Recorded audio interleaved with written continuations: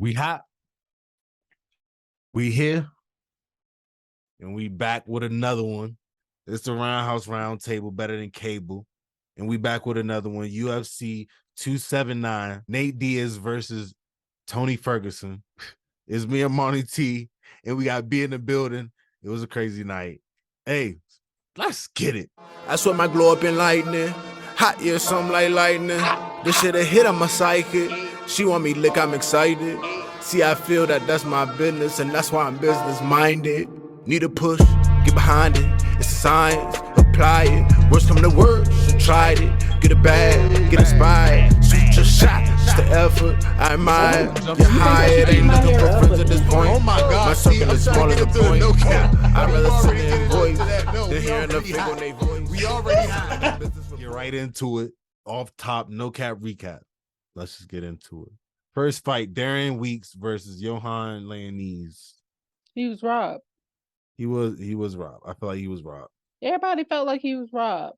He was except definitely the judges. He was pushing forward and landing, and he got a takedown too. But Darren Weeks, hey, you was robbed on that one.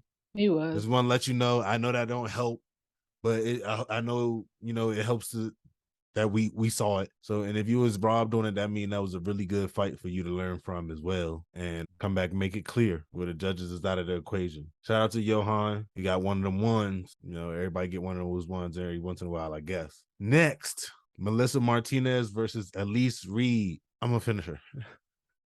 I'm gonna finish her. No, she was in the zone. She was locked in. She was being the main character in her movie. That's all I remember. Melissa Martinez was really like staying with her. It was just the round 3 stuff. It kind of lost her composure a little bit, and then tried to get it back towards the end of the third. But Elise Reed started taking off on her a little bit more and pressing her. It's like Elise Reed wanted it more, so that's how they got it. Martinez was undefeated. She put a 1 on it. Reed put a 1 on it. Yeah, and it was a good fight either way. Elise Reed, she was making mistakes, but Melissa wasn't really capitalized on it. I see what you're saying. She got 3 takedowns, and those takedowns seemed like they was kind of easy. Mm-hmm. When she went for them, she got them. Shout out Elise Reed. She showed a different level. Got somebody out the way that was undefeated, put a 1 on that. And shout out to her. Next, Chad and Helliger versus Atlangani, the Mongolian Knight. And this one was a clear-cut one until, Chad started pulling up in the third, showing that he was a dog. Yeah, but it wasn't enough. He showed up too late. Yeah. And that's when the Mongolian Knight started slowing down. So I guess he was trying to take advantage and show the dog in him, but it wasn't enough. I think if Chad wasn't being as safe, he would have got knocked out. So good on his boxing that made him survive through that. But it was a few of those that he had to eat, which was supposed to be it for him, but he stayed in it. So he ate a couple of them, and he kind of went into survival mode a couple times. Yeah, but he get knocked out, and I guess sometimes that's that's a victory in itself. You went all the rounds and didn't get knocked out, but then I wonder if people think if I would have took more risk, could I have capitalized on some positions? Oh, I'm sure the fighters are thinking that for sure. I know at the end of the fight, I know that, especially if they didn't even finish the fight, I'm sure they're thinking that, gosh, look at the right when, especially when they're watching tape. Yeah. But speaking of getting touched and going in survival mode, Norma Dumont versus Danielle Wolfe. This one surprised me. Norma Dumont was looking like the elite level kickboxer and boxer more than Danielle Wolfe. She made that girl look super average. And normally when you have that height, you'll be able to keep people at bay. She could not keep Norma at bay. And it's just she was just surprised, I'm guessing, about the power behind her. And then she got taken down, and it was in a bad way, and she didn't know how to get back up. And it was all bad for her. Normally I would go with height, but Norma Dumont, I was like, nah, I'm gonna go with her this time. You gonna go with what? I went with her butt. I went with butt over height this time. And I was right. She got By the that power perfect. coming from them hips. That's what I'm saying. She got that perfect center of gravity, and she was just like at the right height for Danielle. And it was like this. It's like, yeah, nah, Norma's gonna take this. Yeah, she's at that perfect height. Yeah, so. She could really close the distance. Yeah. And then when she took her down, she was talking about she just want to show her some jujitsu. I think that's pretty cool. Yeah. I think that's super cool that she just wanted to show some jujitsu. Yeah. Because she had to learn. Because she ain't about to make her way throughout the UFC and just like not get on the ground. Like, yeah. Especially your first fight being with somebody from Brazil. Nah, y'all about to lay down real quick. Yeah, and then this was Danielle's second fight. So she's only going to grow from this experience. And, I'm looking forward to see her evolve her game to use her height to her advantage and, just avoid things that Norma put on her this time in the future. Yeah. Yep. Shout out to Norma Dumont on the W. She's showing that she really can bounce back from some close losses. Next, we in the prelims now. Jake Collier versus Chris Barnett. Swoop, swoop. And this one was a round 2 finish by Chris Barnett. He got it done. And the front flip, of course, yes, it happened. And Jake Collier looked like he was the faster, better fighter in the beginning. And that's when Chris Barnett was like, okay, all right, I got to make it dirty. Yeah, but also Jake, he exhausted all of his energy trying to get him out of there, and it didn't happen. So he didn't have anything left in the gas tank after this. Yeah. And then Chris Barnett, he comes in as the underdog in all his fights that he won. People just still sleep on him. I bet on him, and I won. I was, shouts out to you, Chris Barnett. Yeah, Chris Barnett. And the thing about it was like he was getting hurt, and he still was staying in it. Oh yeah, because his like mouth his last went fight, weird. Yeah, even like his last fight, like he was hurt bad, and he still was in there. Like the way his eye was closing up, and he just opened his eye, and I was like, oh damn, he can't open his eye. That's what's up. And that's what saved him. He knew he had to get him out of there, or that shit was going to continue to close up. Yeah. So good on him. And then the cardio, like I don't know what you're doing for cardio, but it's working. Because he had to dig deep for it though. Yeah. He had to dig deep, man. No, I don't know. He maybe had to dig deep at the time. And if you're able to bust out a front flip right after that, then you good. You got cardio. You ain't just fall out on the ground afterwards. No, man, it's him landing on his butt. Like, imagine the feet. I would say, yeah, that takes more cardio, but you just flipping onto your butt. He did a good job. He didn't land it like he normally do. That's how I knew he was tired. He had to get up first to do it. That's true. That's what I'm saying. Like, there's a whole factor about that. Like, that's when he fell on top of him, I was like, oh damn, Chris, like it's about to be a long night. And then that's when he found a way. That jiu-jitsu kicked in. Yeah. And he got from under there. Yeah. Did it how you did it. I'm glad you did it. Yep. Round 2 TKO. Shout out Chris Barnett by punches. Yeah. Next, speaking of KO by punches, Dennis Tululin versus Jamie Pickett. This is a round 2, another round 2er. Right at the end of round 2, Jamie Pickett was looking strong at first, but that's when Dennis was just kind of like slowly imposing and just walking him down. Yeah. Not backing up. I think Jamie Pickett seemed like he was overwhelmed. That's what I got from that too. And he kept getting caught up and trying to make it a dirty fight instead of sticking to what he knows best. But like he just kept getting caught. He got caught a bunch of times, and I was rooting for Jamie Pickett. But as this fight was unfolding, I was like, it ain't gonna happen. Yeah, he was just walking into him, not worried about wrestling or nothing. And that's kind of how he did it too. Yeah, but he did take him down still. So he was concerned about it. That's the part that be like so scary is that they get taken down and still walk you down like they're not worried about that either. Like they'll be taken down and still keep walking you down. So it's just like, all right, you either gonna have to work or we're gonna go on the ground. Them not having a care about going to the ground is like the same thing. Yeah. But shout out to Dennis Tululin. Got another one. Yeah. Next, Jailton Almeida versus Anton Tricali. Well, Jailton put a 1 on that thing. Yeah, he did. He put a 1 on that thing, and it's just like he just going in between the heavyweight, light heavyweight, and he's putting work in.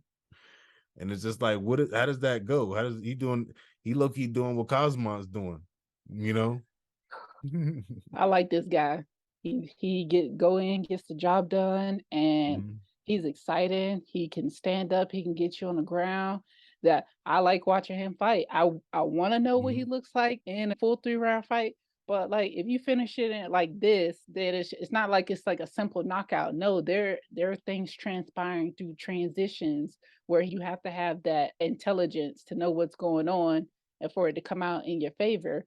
And he just comes up every time wonderfully. Shout out to Almeida, and it's just like he still ain't giving nobody enough footage. He still ain't giving them enough footage to study him because he keeps showing you something new every time. Yep. Having different bodies to deal with. It seemed like the goal is put some hands on you and take you down and pretty much finish the fight from then. You got it done. Yep. Next, Hakeem Dawodu versus Julian Rosa. Julian Rosa came through with the W. This one was unanimous. Yep. I don't know. It's almost like he was nervous. I don't know. He also missed weight too. It's like once you couldn't get him out there in the first, he just tried to keep walking him down and pressuring him. But he still was taking damage, which was wild. And then on the ground, they weren't the same. So it's like Julian Rosa was really handling them on the ground. Yeah. So. I was rooting for Hakeem, but as the fight went, I was like, this ain't gonna happen. And then him slowing down at the end, like, I don't know. It's almost like he big brothered him for some reason. It seemed like it was just like he had like some respect or big brother respect for him where he couldn't approach him or something. Or when he imposed, he could land. But he was kind of being worried about the strikes coming back at him, which is a valid concern. It is, but at some point you still got to get in there. Exactly. So, I mean, if you want to win, and if you don't, then the outcome is the outcome. Exactly what happened. Exactly. So shout out to Julian and Rosa for pushing it, keeping it going. Next, we're in the main card. Main card. Johnny Walker versus Ian Cutelaba. And Cutelaba put his kid in the promo. He did. I said, oh, he losing. Promo. He losing this fight. He don't care. Anytime somebody start putting their kids in the promo. I've been saying that. That shit is sad. I don't know what it is. Y'all got to put them vicious. I don't know, man. I'm more vicious with my kid around. Like, but when I'm talking to him. But that's what people be saying. That's what people be thinking until they get in there and then, No, because, my kid talk shit. They so really start putting their kid on the forefront. Like, that's when they start the... I don't know what it is. Yeah, you can't do that. No. See, no. My kid will talk shit about it. Just like already about belts. You're like, that's not my belt. My belt has 3 stripes on it. Okay. Yep. Right. I tried to act like I was grabbing his belt. And he was like, come on, Daddy. You know that's not your belt. Like, what? Yeah, but people sleep on Johnny Walker too. I was betting on Johnny Walker and he came out with the dubs. He was not playing no games. I'm excited when Johnny Walker is out there and he's on his game and he's focused and whatnot. I think he kind of figured out like the less time I'm in there, the more I push it, faster I get out of there, and that's the less chance he'll be knocked out. So I think he just kind of I think he kind of just ran through that fight just to get through that anxiety of what happened last time. Yeah. It's like, who's ever first? It looks like the aggressor is more than likely going to win this fight. That's been the narrative. That has, yeah, it has. Shouts out Johnny Walker. I'm always excited to see him fight. Next, we got Irene Aldana versus Macy Chasson.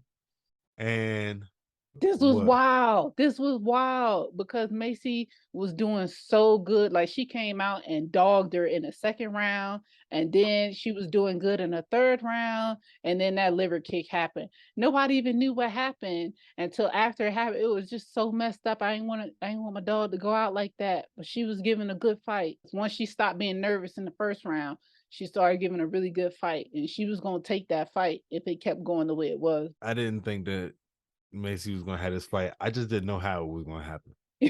Like, I really didn't. I just didn't know how it was gonna happen. That heel kick to the liver, yeah, that shit hit spot on. And she said they train that at the gym. I don't know. Is that a trend that everybody's starting? Like, no matter what you hit, you could hit somebody with your pinky on their forehead and hit a nerve and knock them out. And they'd be like, yeah, we train that at the gym. We just like, no, I don't know if everybody just be training all that. No, like, because y'all be training heel kicks. Nah, think about it. Like people find themselves in their position so much where they just kind of dismiss the kicks when it's a perfect opportunity and it's wide open. Aim for stuff that's going to be crucial. And I think that is something people would train in the gym just because that position happens so often. So I believe it. Well, I'm saying I believe they train up kicks and all that stuff. I just don't see them in there on heavy bags, heel kicking the heavy bag with their butt against the wall, like, or their butt against the heavy bag and them just kicking, I don't see it as intentional training as, she kind of made it seem. That's all I'm saying. That makes sense though. Shout out Irene Aldana on another W. She almost got her. She almost got that. She almost got up the rankings. I know, but she coming back. She gonna come back with a vengeance. Because she hungry. But it's just like you ain't about to get nothing all the way up there at number 3. So she just risked it all just to see that she need to go back to the gym. Oh, that's what Irene did. Was what I'm saying. Oh yeah. Because she was doing good, but once Macy got that confidence, it was kind of just her world. She just made it her world. So yeah. But this next fight, Lee got robbed. Next, Lee Jingling versus Daniel Rodriguez. And yeah, I agree. Lee Jingling was fucking robbed. He was robbed. Question. And it's just like, why? Why y'all robbed Lee? Did y'all write the number wrong on the scorecard or something? Like, why can't judges just come out and be like, my bad? Because they gotta stand on it. Y'all gotta stand on it. Like, that's what it is. Like, nah, say my bad. You fucked up. It's already concrete. It's already on somebody's fucking record. Yeah, they already lost money, but yeah. Go ahead. Tell the truth. I mean, he did what he needed to do for them to believe to the W. Yeah, but that's not what happened. Definitely, yeah. That didn't happen. Jingling was tearing the stomach up. Like, he was going after that. Yeah, he was. Shout out to him. Like, I know the UFC gonna look out for Lee Jingling. I know that, especially for this whole card situation and how everything got switched around.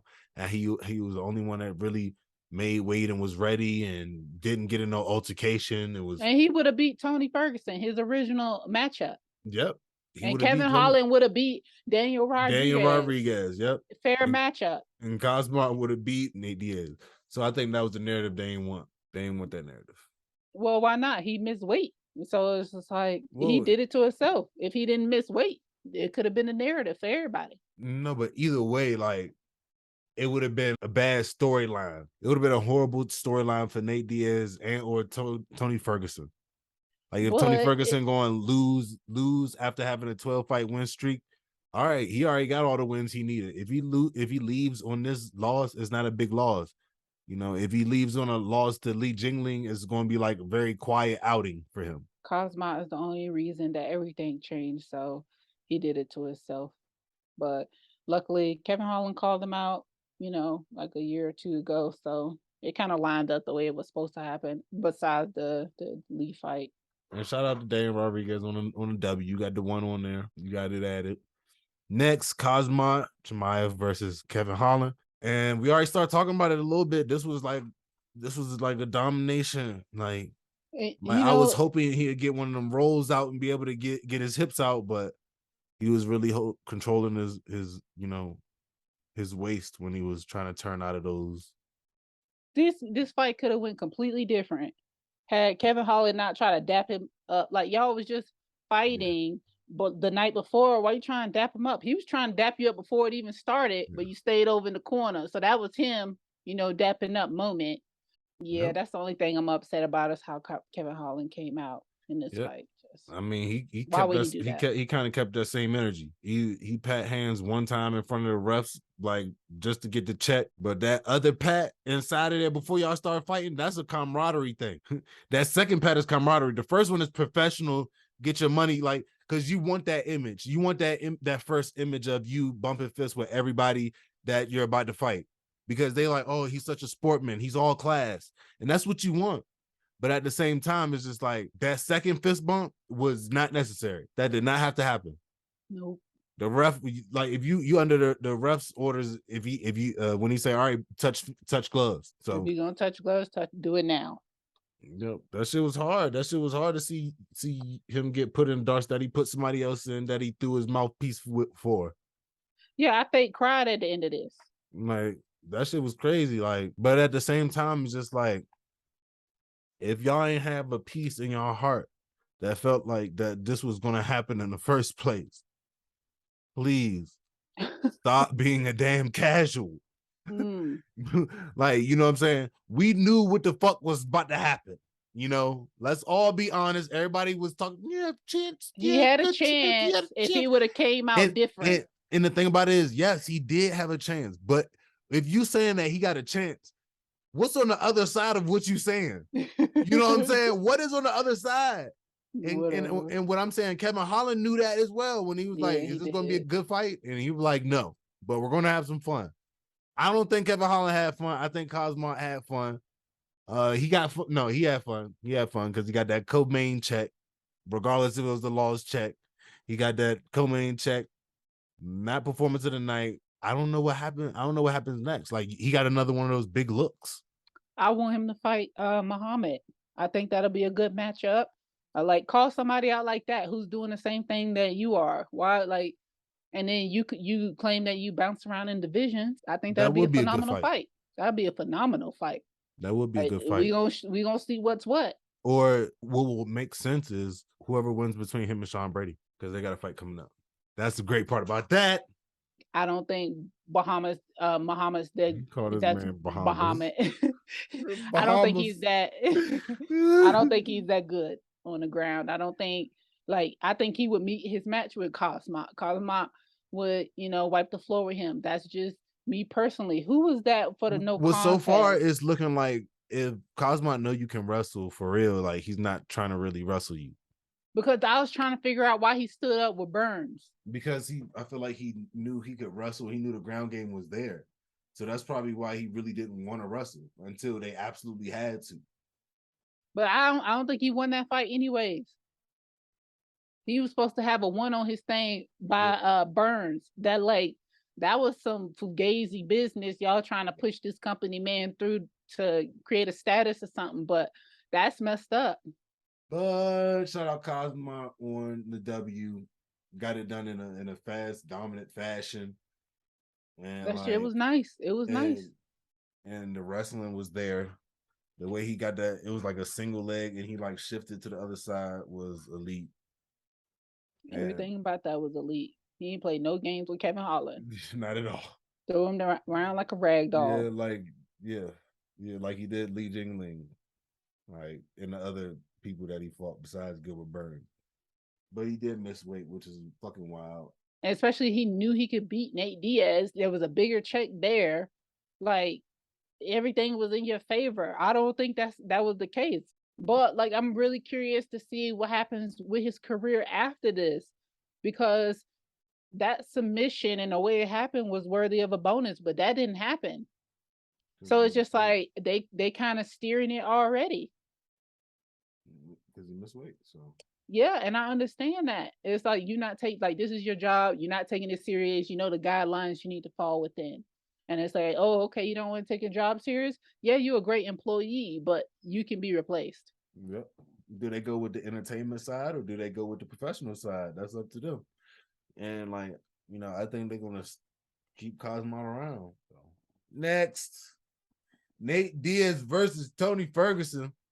This just should have happened a long time ago, and I wish it did. I wish it did, because you know what? On some real shit, y'all could have kept this one. It was like seeing two senior citizens fight. Y'all could have kept this one. It was like watching two of my uncles in the street fighting.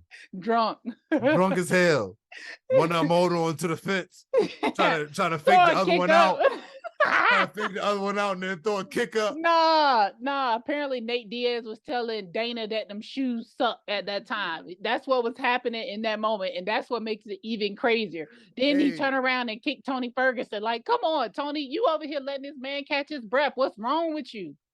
Nate Diaz ain't tell a fucking lie. You ain't telling fucking Lotto. Y'all just gonna put them shoes on everybody's feet. From The Rock, he not even the MMA. It don't make no sense. I can understand some John Jones shoes, that'll make sense, but The Rock, come on. Like somebody who like, or maybe a fighter. Maybe it would be great if a fighter made it like, oh yeah, like you said, yeah. That's what. Come on, babe. Because I was thinking like an active fighter, like somebody, but I was thinking like, ooh, who has that status? And then that's when it just took me a second to get to the dot that you already got to. My bad. Thank you. You're welcome. Like, yes, but it's just like there's people that feel like iffy about John Jones, so it's just like they feel like there's people who feel iffy about every fighter. Like it's a group every of people, great fighter. Yeah, every great fighter is a whole group that feels iffy about them. Yeah. No, I hear you. I hear you, but he's still like, for real though, the greatest of all time. Right now, like still, he's not active and he hasn't been active, but that's the reality of it. That's what it is. But also, I do think it's because like you don't have the elite status of fighters that you do now, so it's harder to keep that trajectory if everybody has been training since they was young and they come with a combination of skills.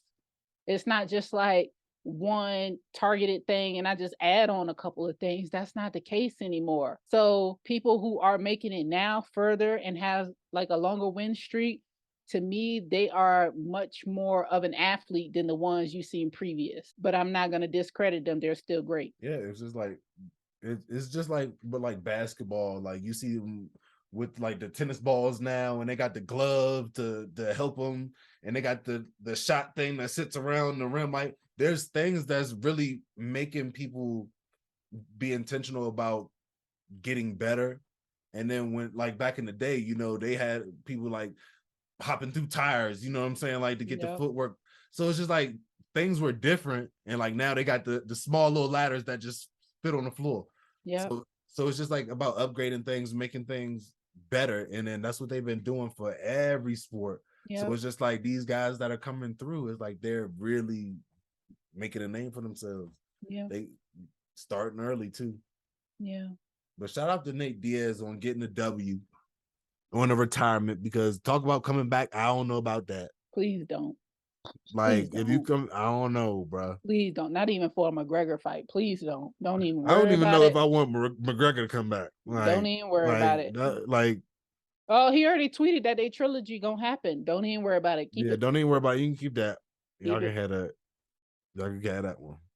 But it was a good fight night. The uncles and old uncles in the old uncles in the main card. The main card, main event. That shit was wild. It was wild. It was more funny than just like, it's like, dang, Tony's getting touched, like he's bleeding, and Nate was not bleeding. It was wild. Like, what is happening? And it didn't even look like he was touching him hard. It is just like, you old.